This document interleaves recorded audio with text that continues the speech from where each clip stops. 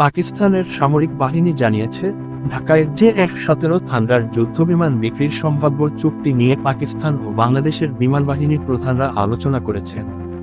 ইসলামাবাদ অস্ত্র সরবরাহের উচ্চাকাঙ্ক্ষা আরও বিস্তৃত এবং বাংলাদেশের সাথে সম্পর্ক জোরদার করছে।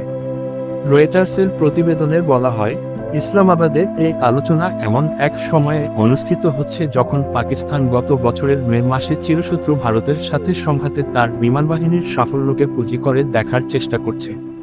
পারমাণবিক শক্তিধর প্রতিবেশী দুই দেশের মধ্যে প্রায় 3 দশকের মধ্যে সবচেয়ে ভয়াবহ লড়াই ছিল সেটি।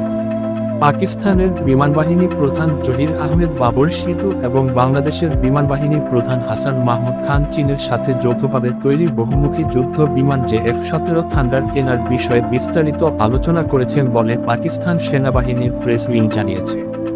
মঙ্গলবার বিবৃতিতে আরও বলা হয়েছে, পাকিস্তান বাংলাদেশকে সুপার মুশাক প্রশিক্ষণ বিমানের দ্রুত সরবরাহ, একটি সম্পূর্ণ প্রশিক্ষণ এবং দীর্ঘমেয়াদী রক্ষণাবেক্ষণ সহায়তা নিশ্চিত করেছে। পাকিস্তানের সূত্র জানিয়েছে, J-17 যুদ্ধবিমান বিক্রির বিষয়ে বাংলাদেশের সঙ্গে এখনও কোনো চুক্তি হয়নি, তবে বাংলাদেশ আগ্রহ দেখিয়েছে। পাকিস্তানের সেনাবাহিনী আরও জানিয়েছে, এই সফর পাকিস্তান ও বাংলাদেশের মধ্যে শক্তিশালী ঐতিহাসিক সম্পর্কের উপর জোর দেয় এবং প্রতিরক্ষা সহযোগিতা আরও গভীর করার এবং দীর্ঘমেয়াদী কৌশলগত অংশীদারত্ব গড়ে তোলার একটি যৌথ সংকল্পকে প্রতিফলিত করে।